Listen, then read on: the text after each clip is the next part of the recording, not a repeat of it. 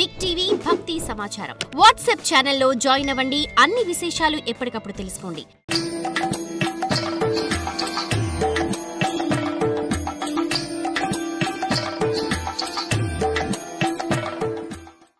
ఏడు జన్మల పాటు శ్రీహరికి దూరంగా ఉండలేం. పరమాత్ముని మేము చూడలేక ఉండలేం.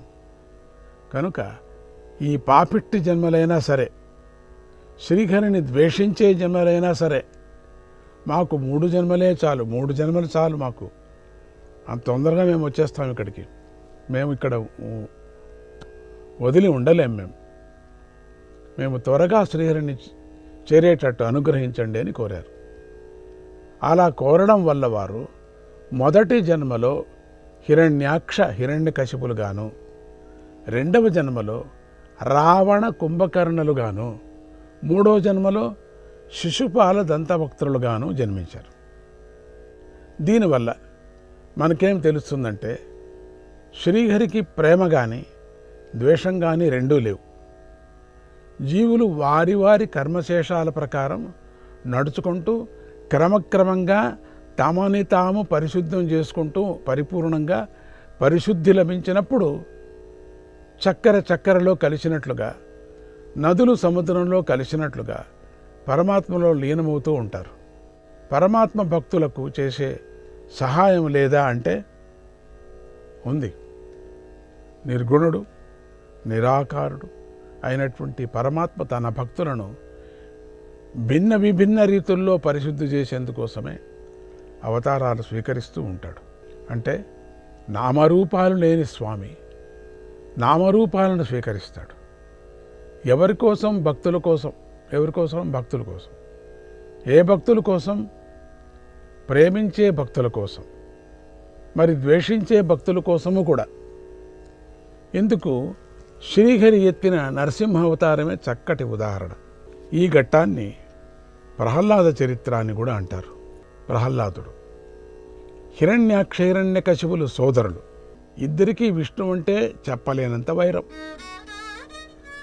వీరిలో తమ్ముడైనటువంటి హిరణ్యాక్షుణ్ణి శ్రీహరి వరాహావతారం ధరించి సంహరించాడు.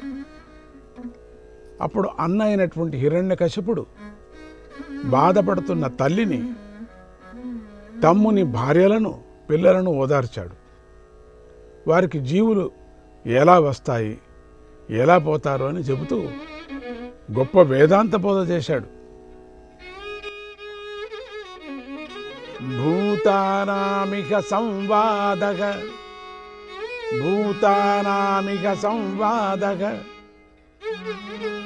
ప్రాపయామివ సువ్రతే ప్రపాయమివ సువ్రతే దైవేనైకత్ర నీతానాం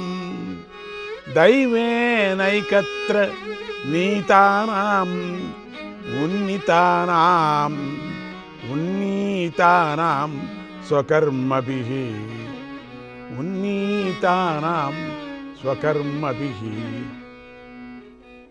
వేదాంతం చెప్పాడు. అమ్మా, ఈ లోకంలో జీవుల కలయికలన్నీ కూడా చలివేంద్రలో కలుసుకోవటం వంటివే.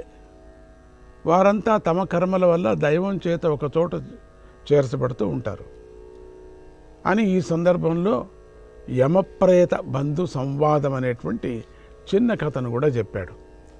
అంటే చలివేంద్రలు ఉంటే పూర్వకాలంలో చలివేంద్రలు పెట్టేవారు. అట్లా అందరూ ఇట్లా వస్తూ ఉంటారు, పోతూ ఉంటారమ్మా, ఎందుకు ఊరికే ఏడుస్తావు? ఇంత వేదాంతం చెప్పి ఒక కథను కూడా చెప్పాడు. ఆ కథ ఏమిటంటే, పూర్వము సుయజ్ఞుడనే రాజు యుద్ధంలో మరణించగా అతని భార్యలు శవం మీద పడి ఏడుస్తూ ఉన్నారు. అప్పుడు యముడు బాలరూపంలో వచ్చి వారిని మందలిస్తూ తత్వబోధ చేస్తూ చిన్న కథ ఇలా చెప్పాడు. యముడు చెప్పిన కథ. ఒకప్పుడు ఒక పక్షి జంటలో ఆడపక్షి బోయవాడువల్లో పడింది. అది చూసి మగపక్షి అక్కడే ఏడుస్తూ కూర్చుండిపోయింది. అది గమనించిన బోయవాడు దాన్ని బాణంతో కొట్టి చంపాడు. కనుక తాము చావమనుకొని వచ్చేవారి కోసం ఏడవటం తప్పు కదా. చచ్చేటువంటి వాళ్ళు మేము చావము, మేము చాలా పర్మనెంట్గా ఉంటాము అని ఎవరెవరు చచ్చిపోతుంటారు వాళ్ళ కోసం ఏడుస్తూ ఉండేది. దినము చస్తూ ఉంటారు, దినము ఏడుపులేనా, చచ్చేవారి కోసం ఏడవడం తప్పు అని యముడు చెప్పాడు అంటూ హిరణ్యకశిపుడు ఇలా అన్నాడు. కనుక మీరు ఏడవకండి. అసలు ఈ లోకంలో స్వంతవాడెవడు, పరాయవాడెవడు? ఈ తనపర భేదమంతా కేవలం భావన వల్ల కలిగిందే కదా అని అందరినీ ఓదార్చాడు. అదే బుద్ధి కొన వరకు ఉంటే బాగుండు. లేదు, హిరణ్యకశిపుడు ఈ వేదాంత బోధనైతే పెద్ద ఎత్తులో చేశాడు, కానీ తనకు మాత్రం అన్వయించుకోలేదు. తాను మాత్రం శ్రీహరి మీద పగబట్టి బ్రహ్మ గురించి ఘోర తపస్సు చేశాడు. బ్రహ్మ అంటే బోడా శంకరుడిలాగా బ్రహ్మ తథాస్తు అనటం పని అంతే. ఆ సమయానికి హిరణ్యకశిపుడి భార్య గర్భవతిగా ఉంది. ఇంద్రుడికి హిరణ్యకశిపుడు తపస్సులో ఉన్నాడని తెలిసి వెంటనే అతడి రాజ్యం మీదకు దండెత్తి అతడి భార్య లీలావతిని అపహరించి ఎత్తుకుపోయాడు. ఆమె విలపిస్తూ ఉండగా దారిలో నారదముని కనిపించాడు. ఓ ఇంద్ర, ఇది మంచి పని కాదయ్యా, నువ్వు చేయవలసిన పని కాదు అన్నాడు. అది ఇంద్రుడు నువ్వే చేయాలనా? అప్పుడు ఇంద్రుడు, ఓ మునీంద్ర, ఈమె ప్రసవించినాక రాక్షసపుత్రుణ్ణి సంహరించి ఈమెను వదిలేస్తానన్నాడు. అప్పుడు నారద మహర్షి, ఇంద్ర, ఈమె గర్భంలో ఉన్నది మామూలు వాడు కాదయ్యా, రాక్షసుడు కాదు, గొప్ప శ్రీహరి భక్తుడున్నాడు, కనుక ఈమెను వదులు అన్నాడు. ఈ గర్భంలో ఉండేది సామాన్యమైనటువంటిది గర్భం కాదు, ఇది పరమాత్ముడు యొక్క భక్తుడు, శ్రీహరి భక్తుడు. ఇంద్రుడు మహర్షి మాటను పాటించి ఆమె విడిచిపెట్టాడు. సరే, నువ్వు చెప్తున్నావు, వదిలేస్తున్నాను. ఆమె పేరు లీలావతి. నారద మహర్షి ఆమెను తనతో తీసుకువెళ్ళి తన ఆశ్రమంలో ఆశ్రయమిచ్చి రక్షించసాగాడు. ఓంకార బీజ సహితం నమయుత్యుధీర్ణం, ఓంకార బీజ సహితం నమయుత్యుధీర్ణం, నారాయణాయ పదభాసుర, నారాయణాయ పదభాసుర ముజ్వలార్థం ముజ్వలార్ణం, నారాయణాయ పదభాసుర ముజ్వలార్ణం, లీలావతీ జఠర సంస్థిత బాలకాయ, మంత్రం దిదేశ మునిరాట్ చ గతాగతజ్ఞః, మంత్రం దిదేశ మునిరాట్ చ గతాగతజ్ఞః.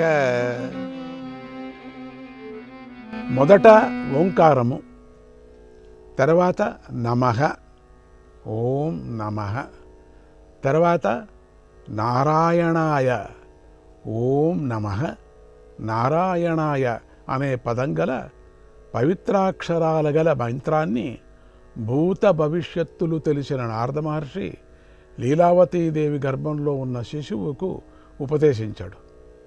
ఓం నమో నారాయణాయ ఒకటి, ఓం నమో నారాయణ. అప్పుడే ఆ మహర్షి గర్భస్థ శిశువుకు సకల ధర్మాలను ఉపదేశించాడు.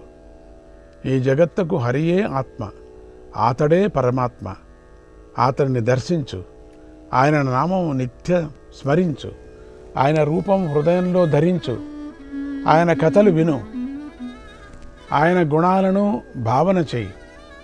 శ్రవణము, కీర్తనము, స్మరణము, పాదసేవ, నమస్కారము, అర్చనము, దాస్యము, స్నేహము, ఆత్మనివేదనం అని 9 రకాలు.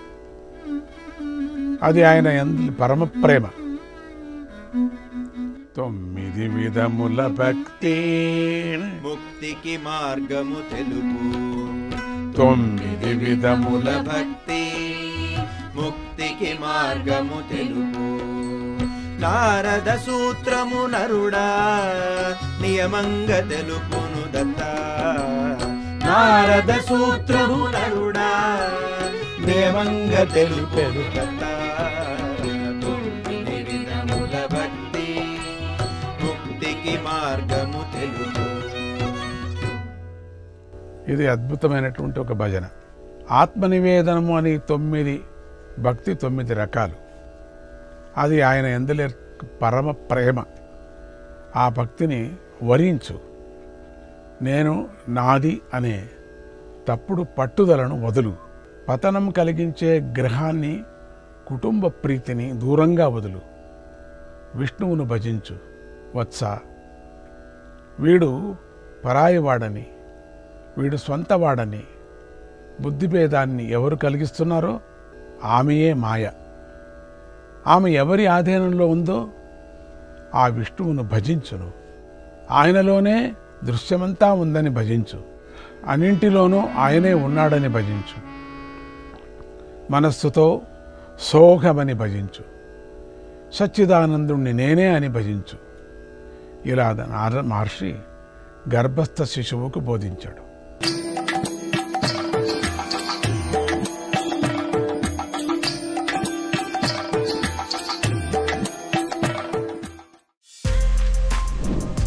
For more videos like this, subscribe Big TV channel.